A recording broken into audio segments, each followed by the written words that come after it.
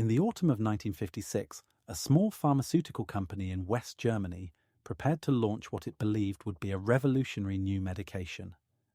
The drug was called thalidomide, and its manufacturers at Chemie Grünenthal promised that it would change the way doctors treated anxiety and insomnia.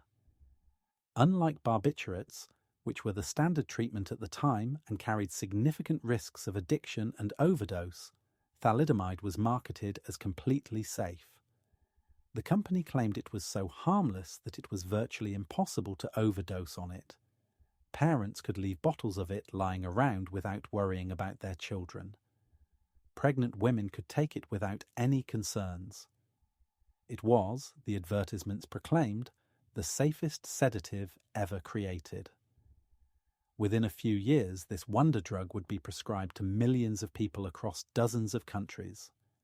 And within a decade, it would be responsible for one of the most catastrophic pharmaceutical disasters in human history, leaving behind a legacy of birth defects, shattered families, and fundamental changes to how the world regulates medications. To understand how thalidomide went from miracle cure to global tragedy, we need to begin in the years immediately following World War II. Germany lay in ruins, its cities bombed, its economy shattered, its people struggling to survive. But amid the devastation, opportunities emerged for those willing to take risks. Hermann Wirtz, a former employee of a soap factory, saw a chance to build something new. In 1946, he founded Chemie Grünenthal in the small town of Stolberg, near the Belgian border.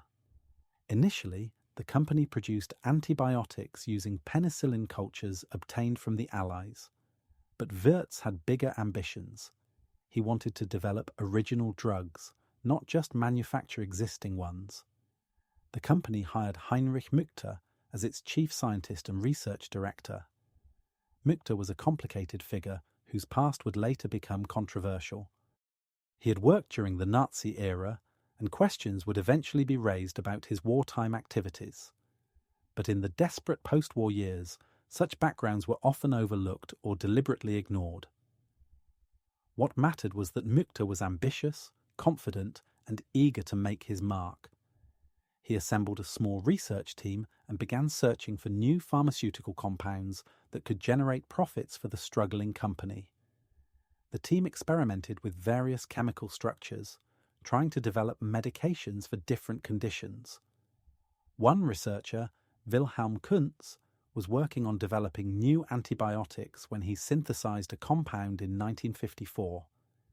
The substance was thalidomide, though at the time nobody at Grünenthal had any idea what they had created or what it might be useful for. Initial tests suggested it had no antibiotic properties, which was disappointing, but rather than abandon the compound, the researchers began testing it for other potential uses. This was not unusual in pharmaceutical development. Many drugs have been discovered by accident or found to have unexpected applications different from their original intended purpose. What the researchers discovered surprised them. Thalidomide appeared to be a powerful sedative. When given to animals in experiments, it made them calm and sleepy.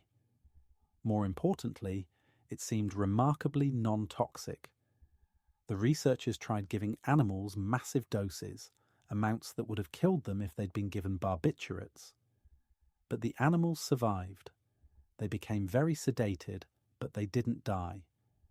This apparent inability to cause fatal overdoses was exactly what the pharmaceutical market was looking for. Barbiturates, the main sedatives and sleeping pills of the era, were effective but dangerous. Accidental overdoses were common, and they were frequently used in suicides. A sedative that couldn't kill you would be revolutionary. The testing that Grünenthal conducted on thalidomide before releasing it to market was minimal by any standard, even the relatively lax standards of the 1950s. The company did not conduct extensive toxicity studies. They did not test the drug on pregnant animals to see if it might affect developing fetuses. They did not conduct large-scale human trials to identify potential side effects. The testing that was done was largely observational and anecdotal. Some doctors were given samples to try with their patients, and they reported back that the drug seemed to work well as a sedative and that patients tolerated it without obvious problems. This was considered sufficient evidence to proceed. On October 1st, 1957, Chemie Grunenthal launched thalidomide in West Germany under the brand name Contergan. The marketing campaign was aggressive and sophisticated. Advertisements appeared in medical journals and popular magazines. The core message was consistent. Contergan was safe, effective, and free from the dangers associated with other sedatives. One particularly influential claim was that Contergan was safe for pregnant women. At a time when pregnancy was often accompanied by morning sickness, anxiety, and sleep disturbances, a medication that could address these symptoms without harming the developing baby seemed like a godsend. Doctors began prescribing it enthusiastically, and pregnant women took it by the thousands. The drug was also marketed for a wide range of other conditions beyond simple insomnia and anxiety. Grunenthal promoted it as a treatment for coughs, colds, headaches, and various other minor ailments. In many countries, it was available over the counter without a prescription, sold in pharmacies alongside aspirin and other common remedies. This over-the-counter availability meant that many people took thalidomide without any medical supervision, simply buying it themselves when they felt they needed help sleeping or felt anxious. The ease of access contributed to how widely the drug spread through populations. As Contergan became successful in Germany, Grunenthal began licensing the drug to pharmaceutical companies in other countries. The company did not have the resources to market the drug globally itself, so it sold the rights to manufacture and sell thalidomide to partners around the world. Each partner sold the drug under different brand names. In the United Kingdom, it was sold as Distaval by Distillers Company. In Canada, it was marketed as Kevadon. In Australia, it was Distaval as well. In Japan, it was sold under multiple brand names by different companies. By the early 1960s, thalidomide was available in over 40 countries under dozens of different names. Millions of people were taking it, and millions more would take it before the truth about the drug began to emerge. The first hints that something might be wrong with thalidomide came not from reports of birth defects, but from a different side effect. Doctors in Germany began noticing an unusual condition appearing in some patients who had been taking Contergan for extended periods. The condition was peripheral neuropathy, a form of nerve damage that caused numbness, tingling, and pain in the extremities, particularly the hands and feet. In severe cases, patients lost sensation entirely and had difficulty walking or using their hands. The condition was progressive and in many cases irreversible, even after patients stopped taking the drug. Reports of peripheral neuropathy began appearing in German medical literature in the late 1950s. Some doctors raised concerns and questioned whether Contergan might be responsible. Grunenthal's response was to deny any connection and to continue marketing the drug aggressively. The company argued that the neuropathy cases were coincidental or caused by other factors. They pointed to their safety testing, which they claimed had demonstrated that the drug was harmless. They emphasized that millions of people were taking thalidomide without problems, and that a few isolated cases of nerve damage did not prove the drug was dangerous. This pattern of denial and dismissal of safety concerns would be repeated when far more serious problems began to emerge. The first person to make the connection between thalidomide and birth defects was a German pediatrician named Widukind Lenz.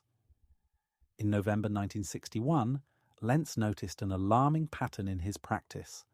He was seeing babies born with severe malformations, particularly of their limbs. The condition known as phocomelia was extremely rare under normal circumstances. Phocomelia means seal limbs in Greek, referring to how the condition makes arms and legs appear like flippers. In severe cases, hands and feet might be attached directly to the torso with little or no arm or leg bones present. In other cases, limbs might be severely shortened or malformed. The condition was so rare that many doctors had never seen a case in their entire careers. Yet Lentz was suddenly seeing multiple cases within a short time period. Lentz began investigating what these cases might have in common. He interviewed the mothers, asking detailed questions about their pregnancies. What medications had they taken? What illnesses had they had? What had their diets been like? What chemicals or substances had they been exposed to? As he compiled the information, a pattern emerged. Many of the mothers had taken Contagon during their pregnancies, particularly during the first trimester. The correlation was striking. Lenz began to suspect that thalidomide was the cause of the birth defects he was seeing. At almost exactly the same time, an Australian obstetrician named William McBride was making the same connection. McBride had a practice in Sydney and had been seeing an unusual number of babies born with severe limb malformations.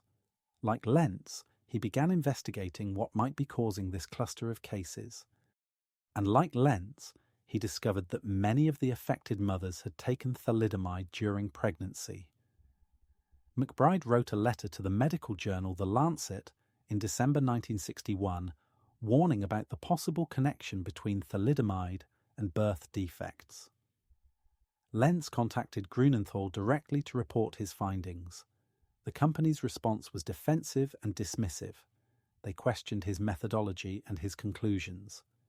They argued that correlation did not prove causation and that other factors might explain the birth defects. They pointed out that millions of women had taken thalidomide during pregnancy and delivered healthy babies, which they claimed proved the drug was safe. Lentz was not persuaded by these arguments. The evidence he had gathered was too compelling to ignore. In November 1961, he held a press conference to warn the public about thalidomide's dangers. The media coverage of Lentz's warning finally forced Grunenthal to act. On November 26, 1961, the company withdrew Contagon from the German market, but even then, they did not admit that the drug caused birth defects. Their official statement said they were withdrawing it due to public concern and to allow for further investigation, not because they believed it was actually dangerous. This reluctance to accept responsibility would characterize the company's behavior for years to come. The withdrawal of thalidomide from Germany did not immediately lead to its removal from other markets. The drug was still available in many countries, and some pharmaceutical companies continued selling it even after the German withdrawal. The communications between countries were slower in the early 1960s than they would be today, and pharmaceutical regulation was much less coordinated internationally. Some countries took months to ban thalidomide after the German withdrawal. During this delay, more pregnant women took the drug and more damaged babies were born. The country that came closest to adding thalidomide to its widespread pharmaceutical disaster was the United States, and the fact that it largely escaped the tragedy was due to the determination and skepticism of one person, Francis Oldham Kelsey. Kelsey was a medical officer at the United States Food and Drug Administration, responsible for reviewing new drug applications. When the application for thalidomide, which was to be marketed in the US as Kevadon by the William S. Merrill Company, came across her desk in 1960, she was immediately skeptical. The application contained what she considered inadequate evidence of the drug's safety. The studies submitted were poorly designed and did not meet the standards she believed were necessary.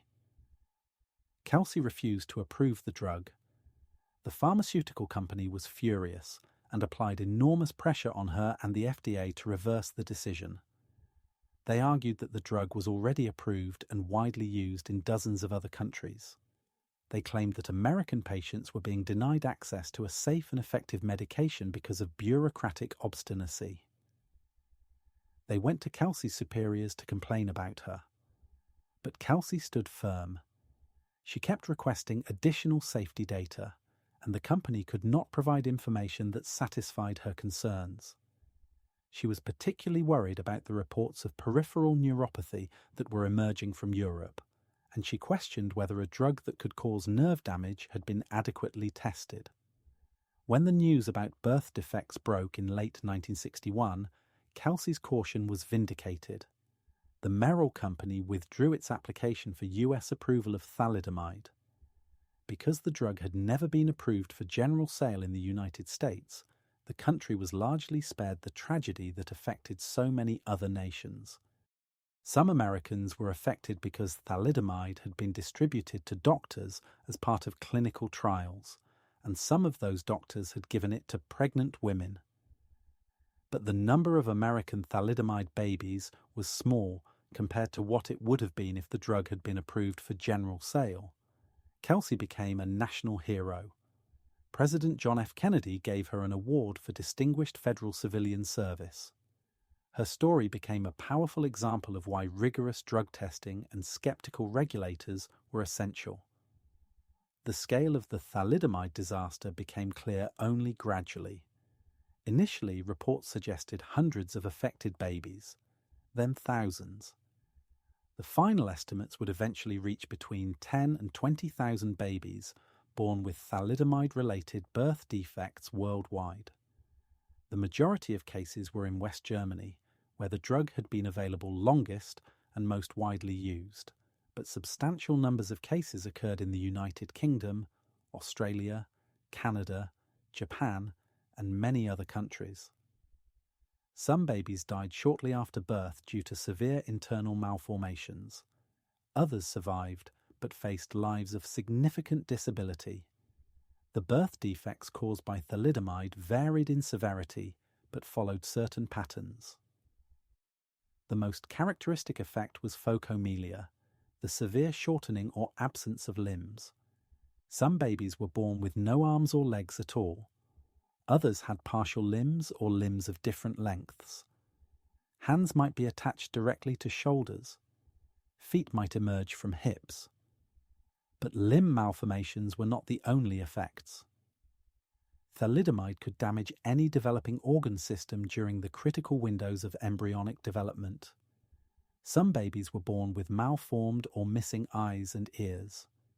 Others had heart defects, kidney problems, or gastrointestinal abnormalities. Many had multiple malformations affecting several body systems simultaneously. The timing of when a pregnant woman took thalidomide determined what birth defects occurred. Thalidomide causes the most severe damage during a specific critical period of pregnancy, roughly between the 20th and 36th days after conception. This corresponds to the time when a woman might be 4 to 8 weeks pregnant, often before she even knows she is pregnant. Different organs and body structures develop during specific days within this window. If a woman took thalidomide on day 21 to 22 after conception, it would likely affect ear development. Days 24 to 26 affected arm development. Days 28 to 29 affected leg development. A single dose taken at the wrong moment could cause permanent damage. This extremely narrow window of vulnerability meant that even brief exposure could be catastrophic. The mechanism by which thalidomide causes birth defects was not understood for many years. Scientists knew that it damaged developing embryos, but they did not know how at the molecular level. Research over subsequent decades revealed that thalidomide interferes with the formation of new blood vessels, a process called angiogenesis. Developing limbs and organs require extensive new blood vessel formation to supply growing tissues with oxygen and nutrients. Thalidomide disrupts this process, causing developing structures to be starved of blood supply and to fail to develop normally. The drug also appears to cause oxidative stress and to interfere with certain proteins involved in development. The full picture of how thalidomide causes its effects is still being researched today. The families affected by thalidomide faced immense challenges. In the early 1960s, societal attitudes toward disability were often harsh and unsupportive. Many doctors advised parents to institutionalize their thalidomide babies, telling them that the children would never be able to live meaningful lives. Some parents followed this advice, placing their children in institutions where they often received minimal care and stimulation. Other parents refused to give up their children and took them home, determined to give them the best lives possible despite the lack of resources and support available at the time.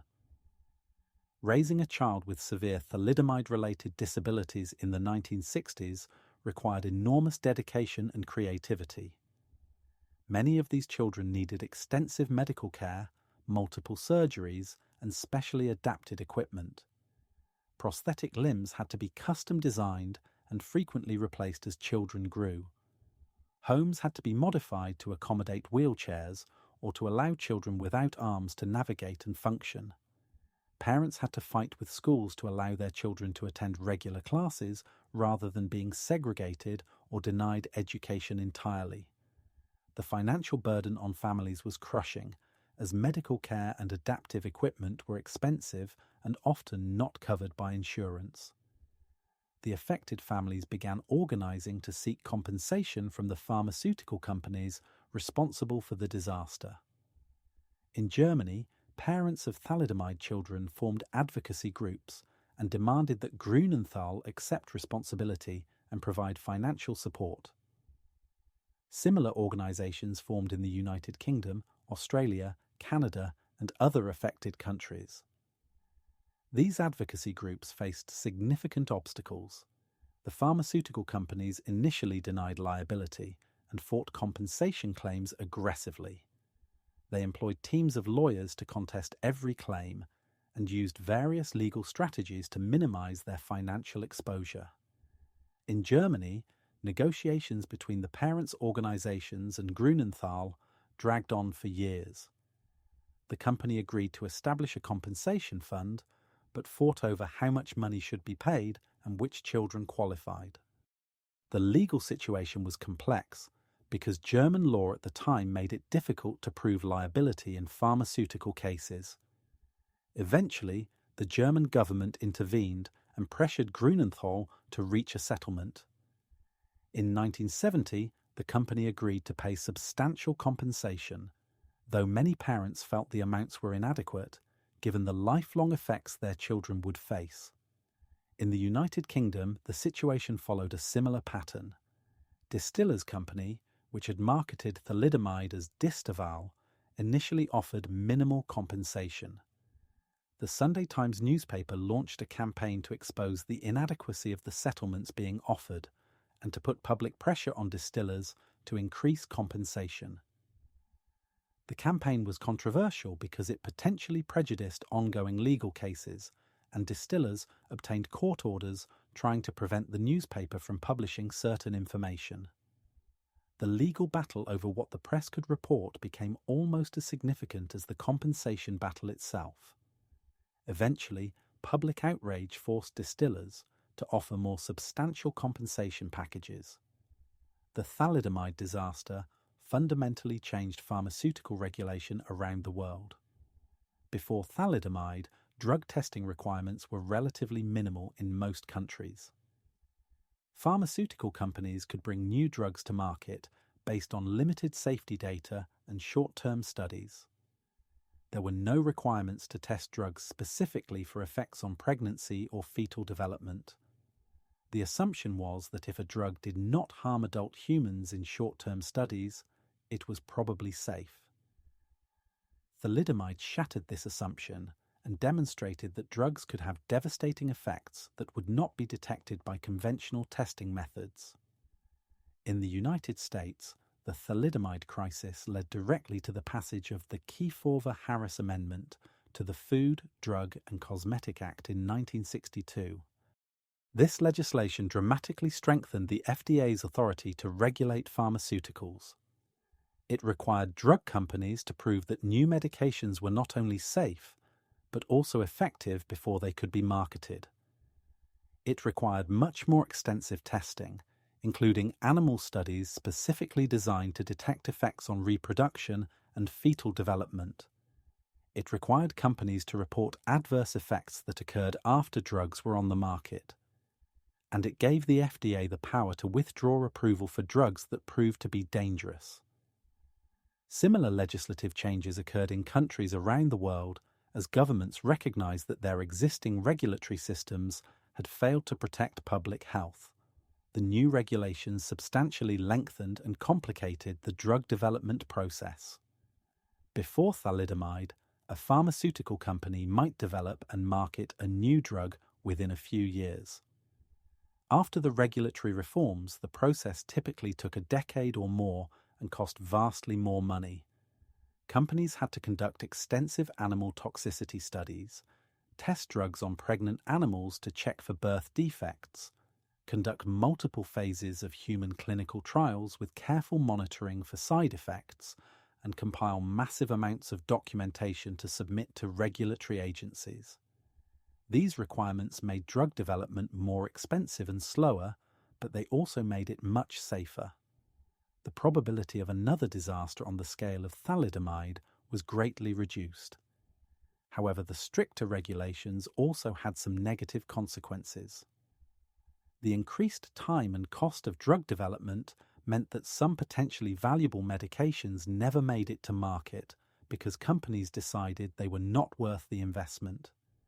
Patients with rare diseases sometimes could not get access to experimental treatments because the regulatory requirements made development economically unfeasible for small patient populations.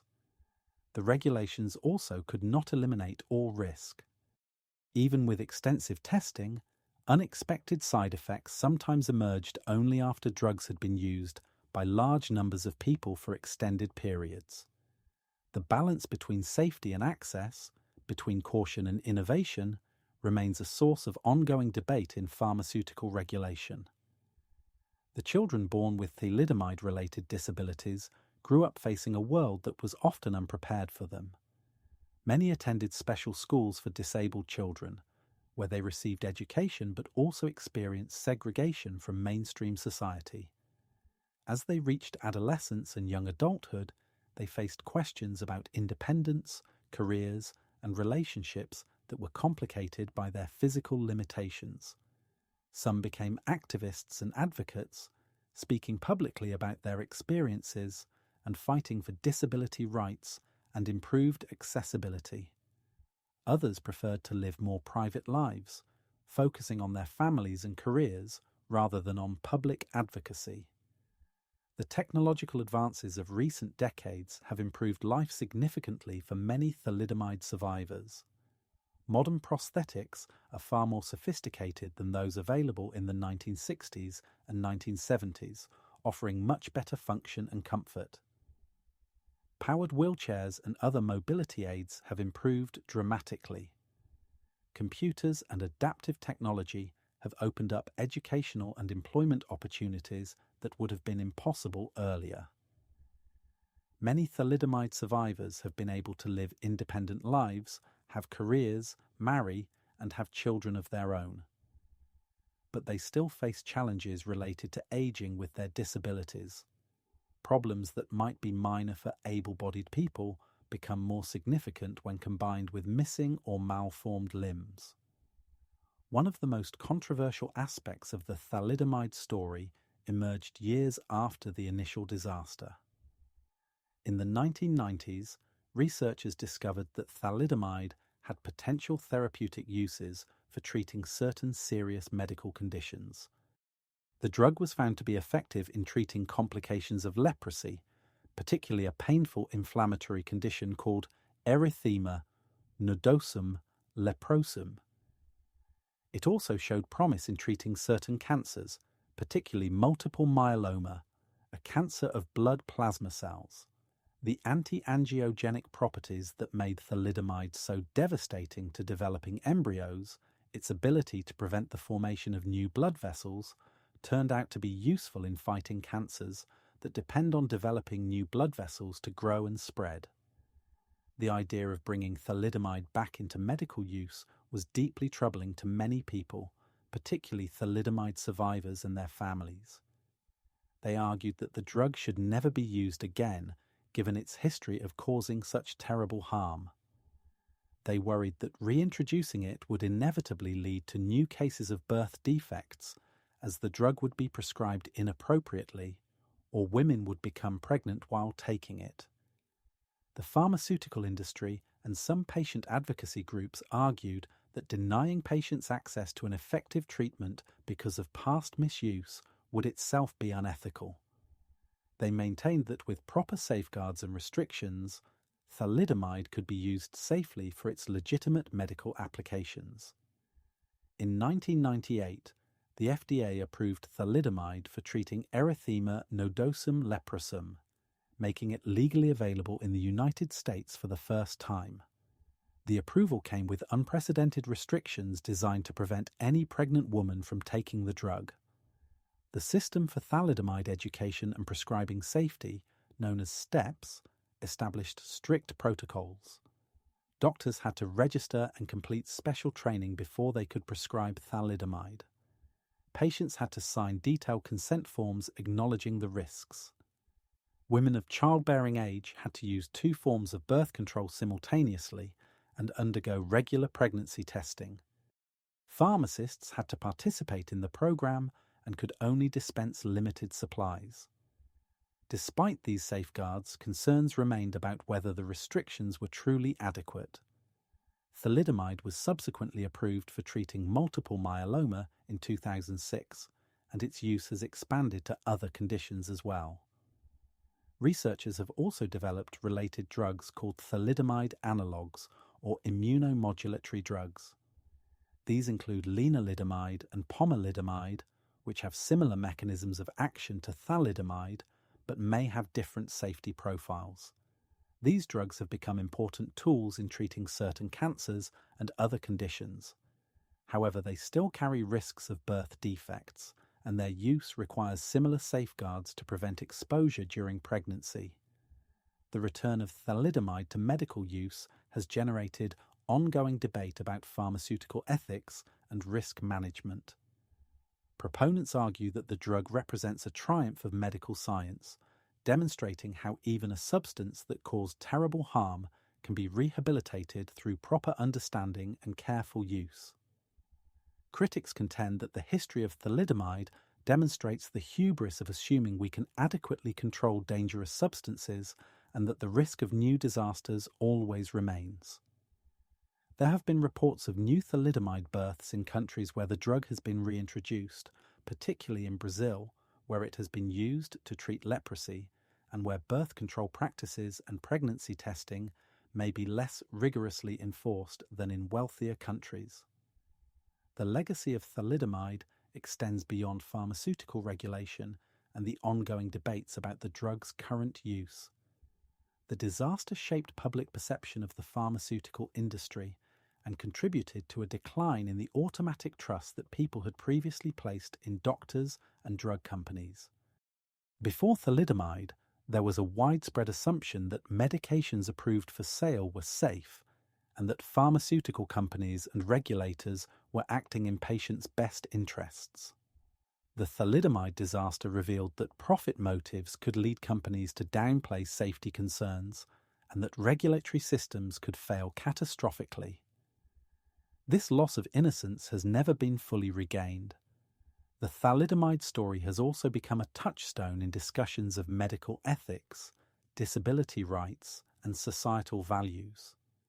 The way that thalidomide survivors and their families have been treated reflects broader attitudes toward people with disabilities.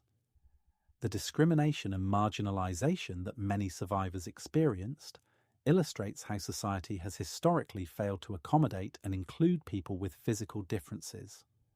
The activism of thalidomide survivors and their families contributed to the broader disability rights movement and helped change laws and attitudes about accessibility, inclusion, and the value of all human lives regardless of physical capabilities.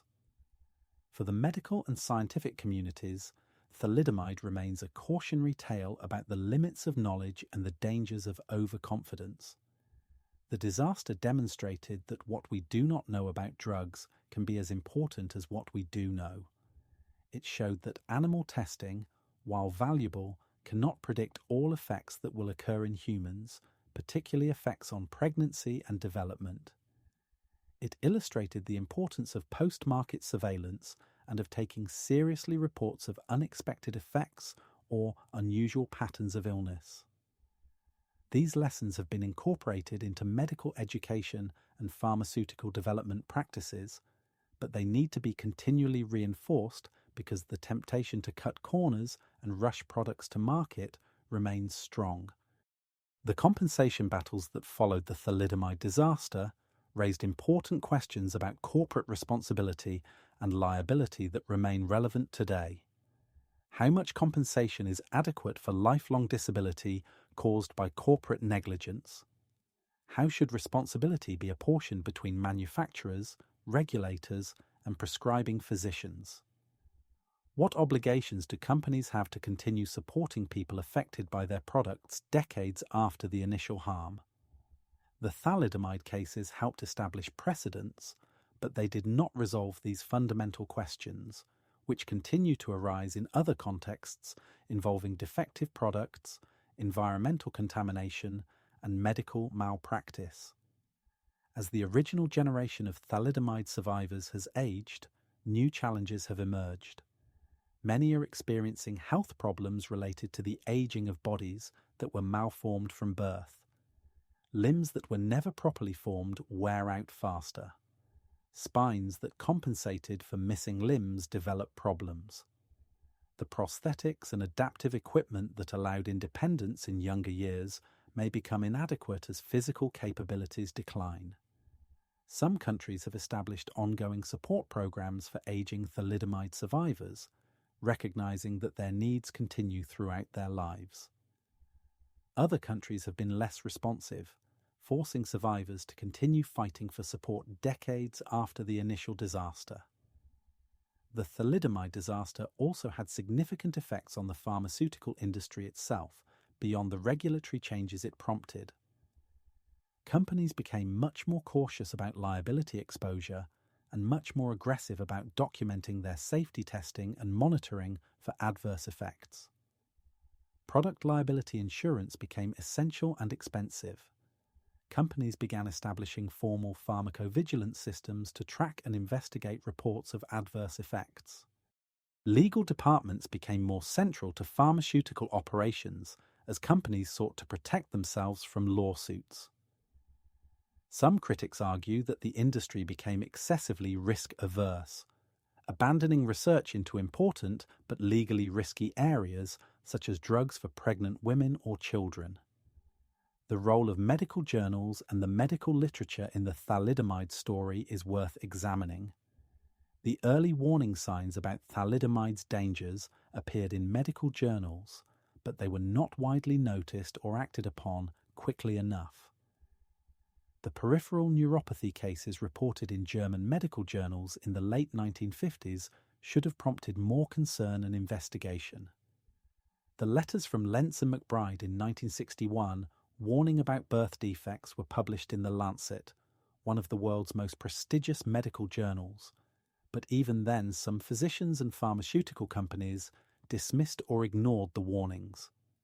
This illustrates the challenge of getting important safety information to spread quickly through the medical community and the problems that can occur when economic interests clash with medical evidence.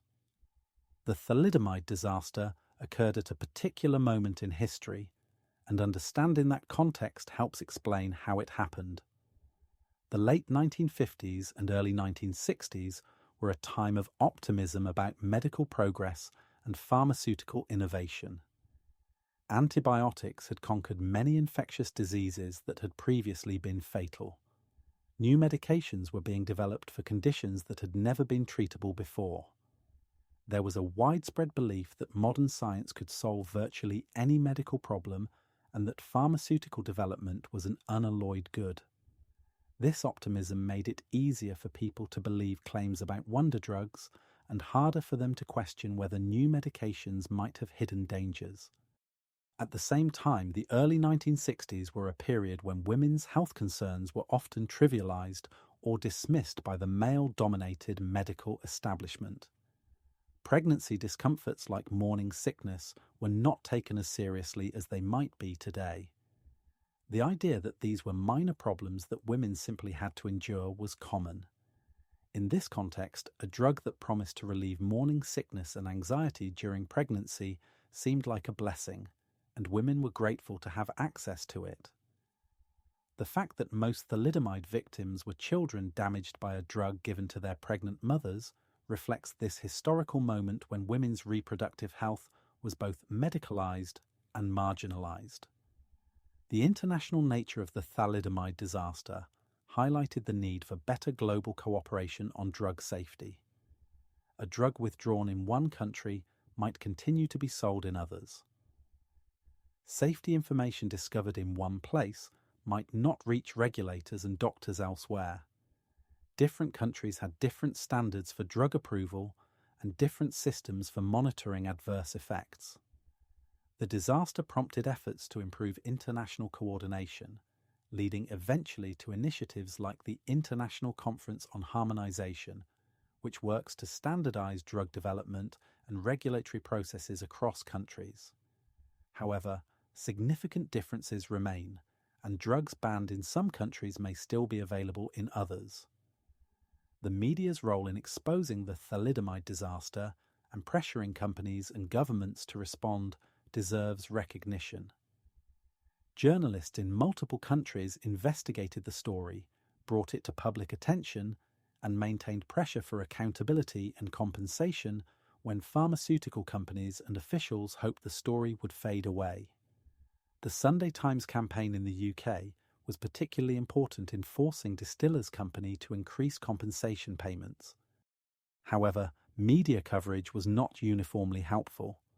Some reporting was sensationalistic and stigmatizing toward thalidomide survivors, portraying them as tragic victims or medical curiosities rather than as people with full lives and capabilities. The question of criminal responsibility for the thalidomide disaster was addressed differently in various countries. In Germany, criminal charges were eventually brought against several Grunenthal executives and employees in the late 1960s. The trial dragged on for years and became one of the longest criminal proceedings in German legal history.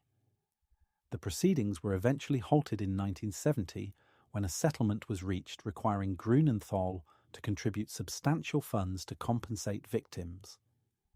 Many people felt this outcome was unsatisfactory, as it meant that no one was held criminally accountable for decisions that had caused such devastating harm. The difficulty of proving criminal intent and the complexities of determining individual responsibility within a corporate structure meant that justice remained elusive. The scientific understanding of why thalidomide causes birth defects has advanced considerably since the 1960s, but mysteries remain. One particularly puzzling aspect is that thalidomide has two mirror image forms called enantiomers that are chemically identical but oriented differently in three-dimensional space, like left and right hands.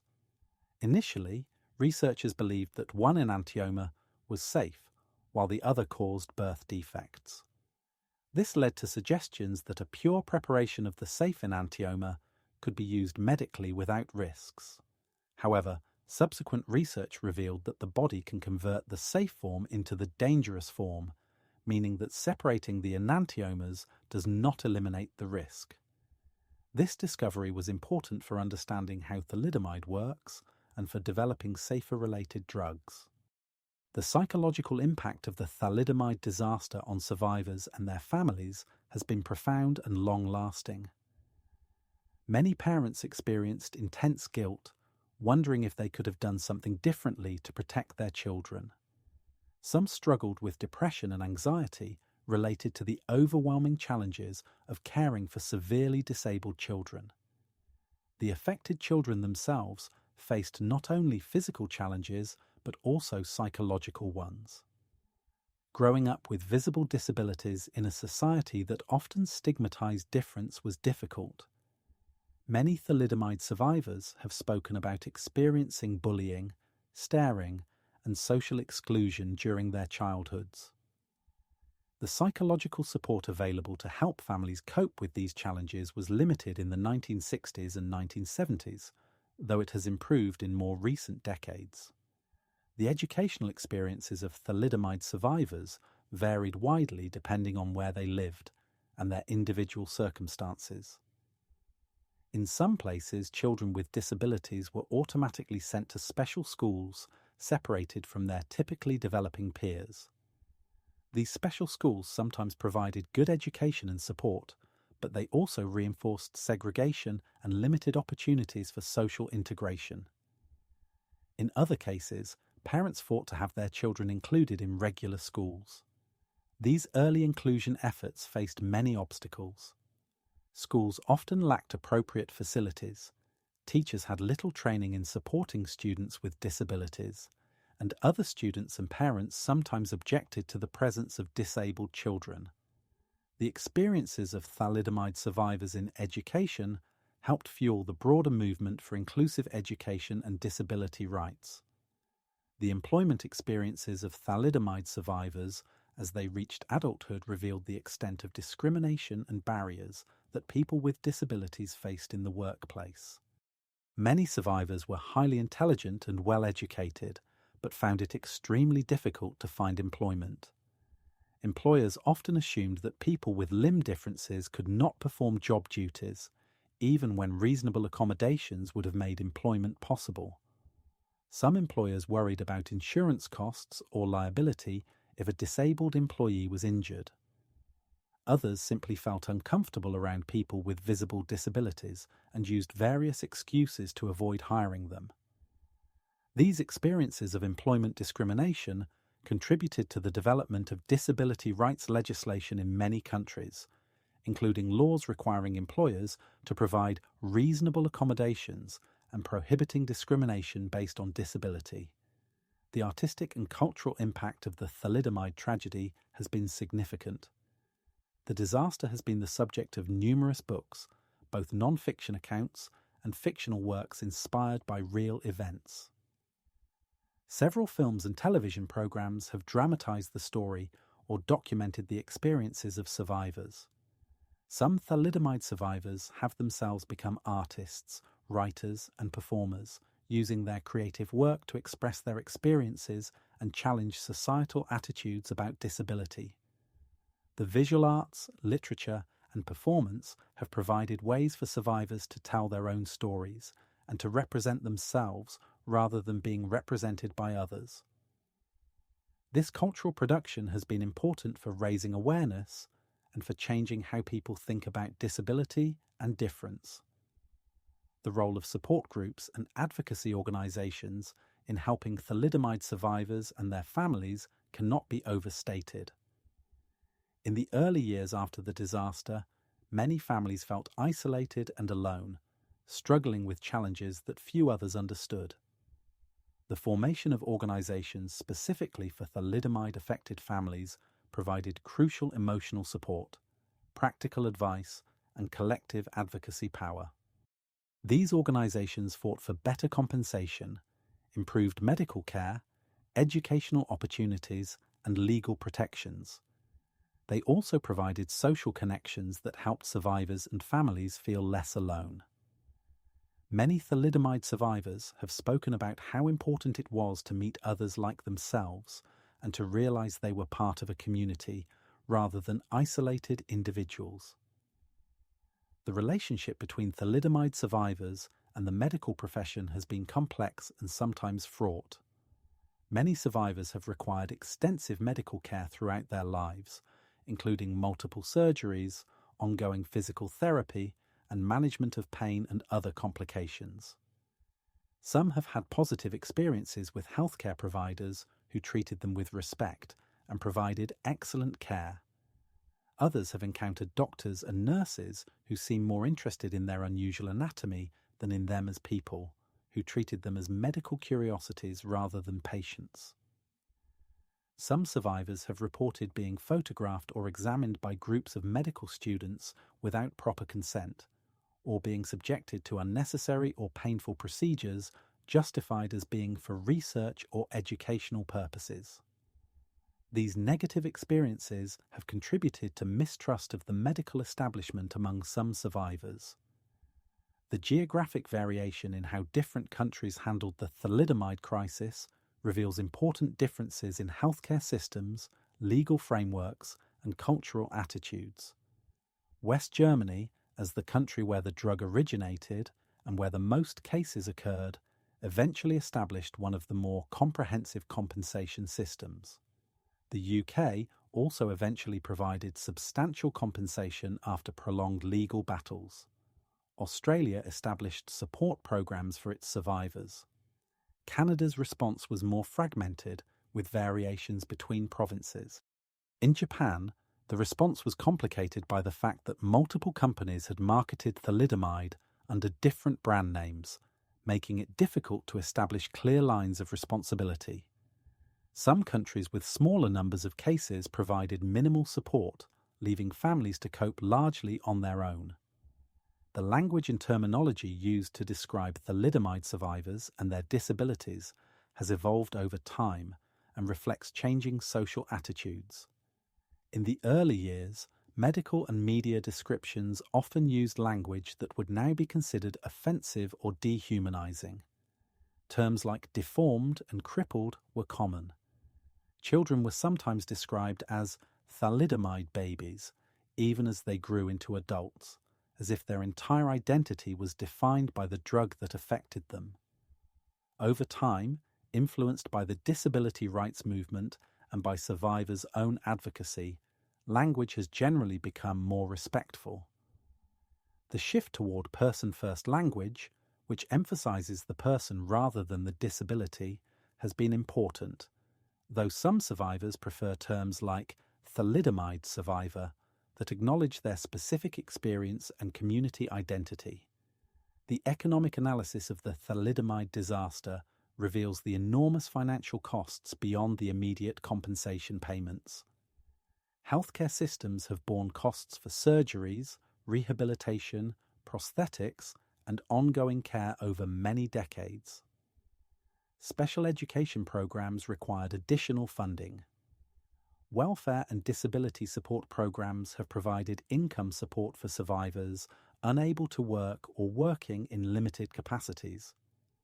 Productivity losses from both survivors who could not participate fully in the workforce and family members who had to reduce their own work to provide care have been substantial. When all these costs are tallied, the total economic burden of thalidomide likely runs into billions of dollars across all affected countries. This economic impact, beyond the human suffering, illustrates why drug safety regulation is not just a moral imperative, but also an economic necessity. The intersection of the thalidomide tragedy with other social movements of the 1960s and 1970s is worth noting. The disaster occurred during a period of increasing questioning of authority and institutions. The civil rights movement, feminism, environmentalism, and consumer protection advocacy were all gaining strength during this era. The thalidomide story fit into this broader pattern of revelations about corporate wrongdoing and government failures. It contributed to a growing skepticism about trusting corporations to regulate themselves and about assuming that experts always acted in the public interest. This cultural shift had broad implications beyond pharmaceutical regulation, influencing attitudes toward business, government, and science across many domains. The development of prosthetic technology has been particularly important for many thalidomide survivors, and the community has driven innovations in this field. In the early years, prosthetics were crude and uncomfortable, often more focused on appearance than function. Many survivors chose not to use them, finding they could function better without poorly designed artificial limbs. As technology improved, prosthetics became more functional and comfortable. The development of myoelectric prosthetics, which use electrical signals from remaining muscles to control artificial limbs, opened new possibilities. 3D printing technology has more recently allowed for custom prosthetics to be produced more quickly and affordably. Throughout these developments, thalidomide survivors have been important consultants and testers, providing feedback that has improved prosthetic design for all users. The immigration and travel experiences of thalidomide survivors have sometimes been complicated by their disabilities and by varying international attitudes. Some countries have had immigration policies that explicitly or implicitly discriminated against people with disabilities, either by directly excluding them or by imposing requirements that effectively barred them. Thalidomide survivors seeking to emigrate or even to travel have sometimes encountered these barriers. Air travel has presented its own challenges, with questions about whether survivors could safely evacuate aircraft in emergencies or whether they needed special assistance. These experiences have contributed to advocacy for more inclusive immigration policies and for better accessibility in transportation. The question of whether thalidomide survivors should have children of their own has been a deeply personal one that many have grappled with. Some worried about whether their disabilities might be hereditary, though thalidomide-caused malformations are not genetic and cannot be passed to offspring. Others worried about whether they could physically manage the demands of pregnancy and childcare. Some faced discouragement from doctors, family members, or society at large, based on prejudices about whether disabled people should reproduce. Despite these concerns and obstacles, many thalidomide survivors have become parents, often proving remarkably creative in adapting childcare tasks to their physical capabilities. Their experiences as parents have challenged assumptions about disability and parenting, and have provided valuable examples of how diverse families can thrive. The spiritual and philosophical responses to the thalidomide tragedy have varied widely. Some affected individuals and families found comfort in religious faith, viewing their challenges as part of a divine plan or as opportunities for spiritual growth. Others lost faith, unable to reconcile the suffering of innocent children with the existence of a benevolent deity. Some embraced secular philosophies emphasizing resilience, adaptation, and finding meaning in adversity. Survivors themselves have articulated diverse perspectives on the meaning and significance of their experiences. Some have spoken about how their disabilities shaped them positively, teaching them resilience and giving them unique perspectives. Others have focused on the losses and limitations they experienced. There is no single narrative that captures the range of responses to this complex tragedy. The environmental and public health dimensions of the thalidomide story extend beyond the immediate effects of the drug itself. The disaster raised awareness about teratogens, substances that can cause birth defects. This led to increased attention to environmental exposures that might harm fetal development, including industrial chemicals, pesticides, radiation, and other hazards. The thalidomide experience contributed to the development of the field of environmental health and to greater precaution about exposing pregnant women to potentially harmful substances. It also raised questions about the ethics of exposing any population to inadequately tested chemicals, questions that remain central to debates about chemical regulation and environmental protection. The comparison between the thalidomide disaster and other pharmaceutical tragedies reveals both common patterns and unique features. Other drug disasters, such as the DES crisis involving diethylstilbestrol, or more recent issues with drugs like Vioxx, share some characteristics with thalidomide: inadequate safety testing, corporate suppression of warning signs, regulatory failures, and devastating consequences for patients. However, thalidomide remains unique in the severity and visibility of the birth defects it caused, and in the fundamental changes to drug regulation that followed. Each pharmaceutical disaster has contributed to the evolution of drug safety systems, but thalidomide's impact was particularly profound and lasting. The role of chance and individual decision-making in determining who was affected by thalidomide raises difficult questions about responsibility and fate. Some women took thalidomide throughout their pregnancies and had healthy babies because they happened to take it outside the critical developmental window. Others took a single dose at exactly the wrong moment and had severely affected children. Some women wanted to take thalidomide but couldn't afford it or couldn't get a prescription and were thus accidentally spared. Others were given free samples by doctors enthusiastic about the new medication and were inadvertently exposed to risk. These random elements remind us of the role that luck plays in life outcomes and of how individual choices interact with broader social and economic systems to determine fates. The archives and historical records related to the thalidomide disaster have been crucial for understanding what happened and for holding parties accountable. However, accessing these records has often been difficult. Pharmaceutical companies have been reluctant to open their internal documents to public scrutiny.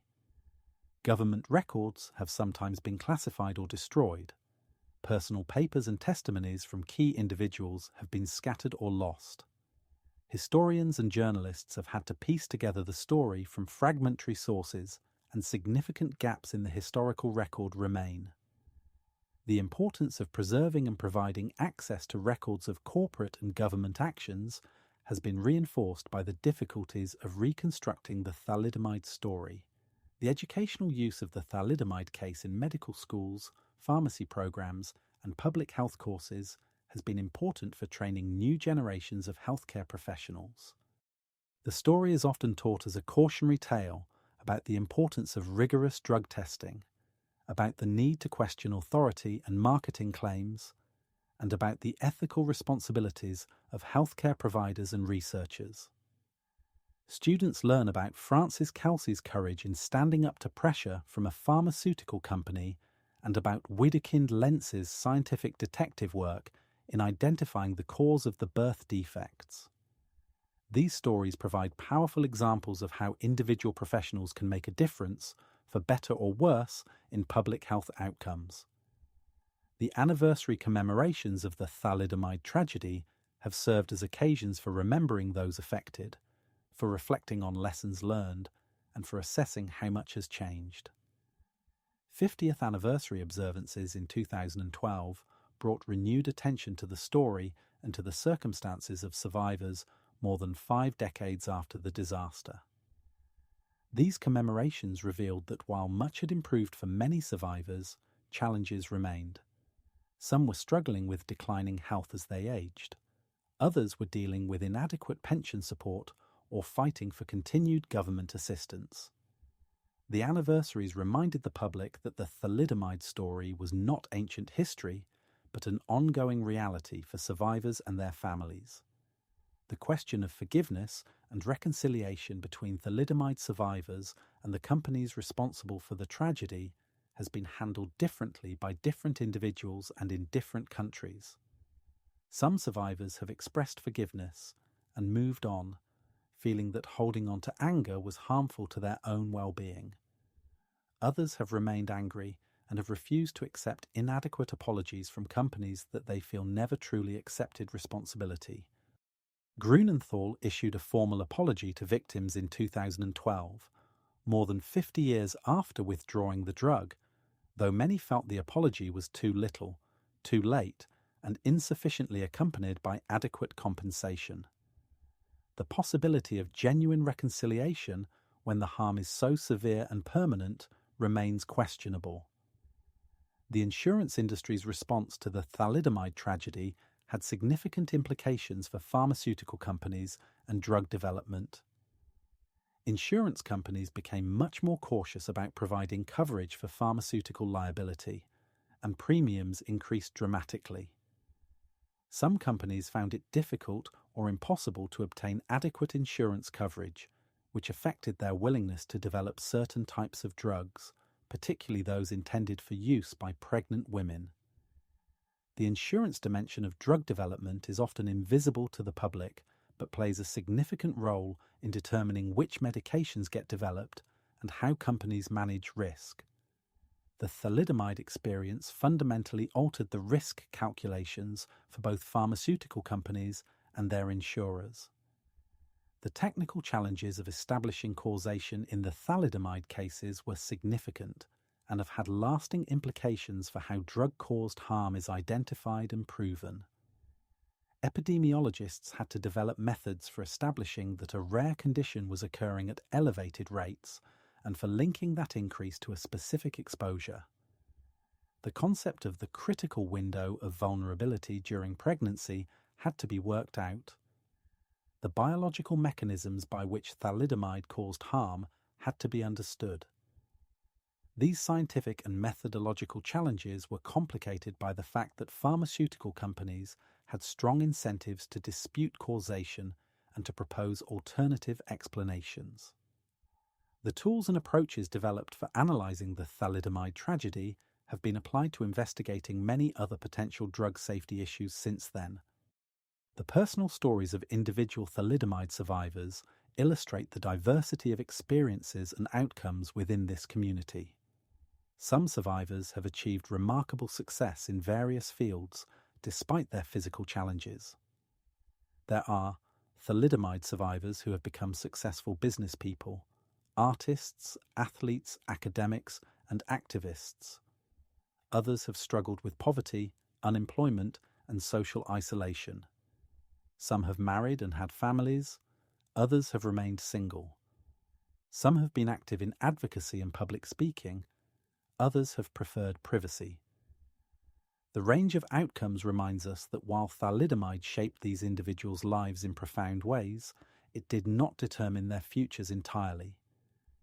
Each person's story reflects the interaction of their physical circumstances with their personal choices, family support, economic opportunities, and countless other factors. The global health implications of the thalidomide tragedy extend to current debates about access to medicines in developing countries. The fact that new thalidomide births have occurred in recent decades, primarily in countries with less robust healthcare infrastructure and pharmaceutical regulation, illustrates ongoing disparities in drug safety.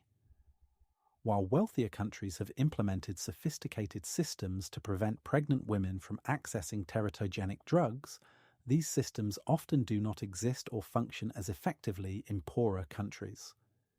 This raises difficult questions about global justice and about the responsibilities of pharmaceutical companies and international organizations to ensure that medications are used safely everywhere they are available, not just in wealthy nations.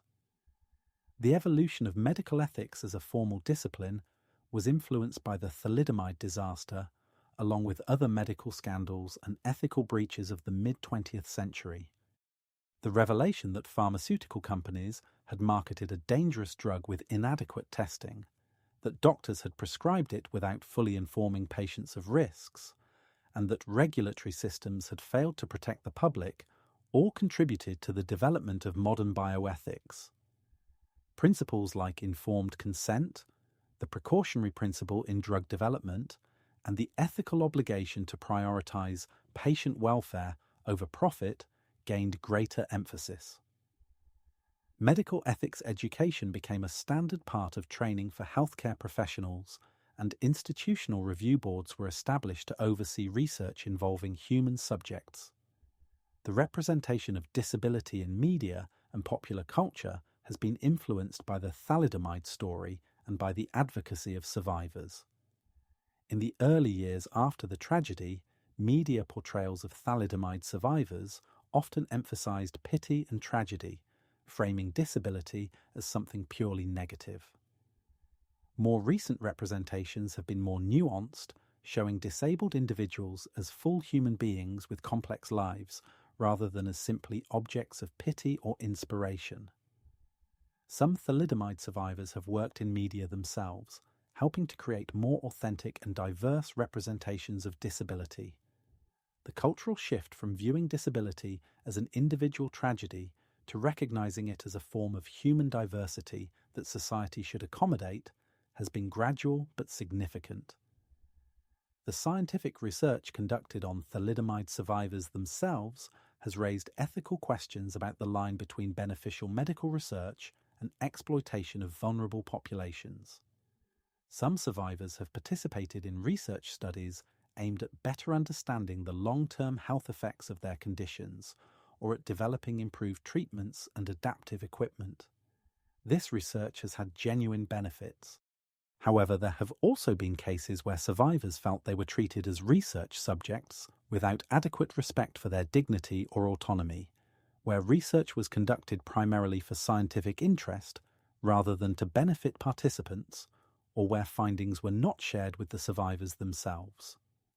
The ethics of research with thalidomide survivors has had to navigate the tension between advancing knowledge and protecting the rights and well-being of research participants. As we reach the end of this examination of thalidomide's complete history, we can see that this is not simply a story about a single drug or a discrete historical event. It is a story about trust and betrayal, about the power of profit to corrupt judgment, about the resilience of human beings facing extraordinary challenges, and about how societies respond when their institutions fail. The thalidomide tragedy revealed deep flaws in pharmaceutical regulation, medical practice, and corporate responsibility. The reforms that followed made drug development safer and more rigorous, though they could not eliminate all risk. The survivors and their families have shown remarkable strength in building lives and advocating for change, despite the terrible hand they were dealt. Their experiences have contributed to broader movements for disability rights, patient safety, and corporate accountability. The story continues to resonate because the fundamental tensions it reveals between profit and safety, between innovation and caution, between individual tragedy and collective responsibility remain unresolved in many domains of modern life. Thalidomide remains a reminder of what can happen when these tensions are not properly managed, and a testament to the importance of vigilance, skepticism, and compassion in protecting public health and human dignity.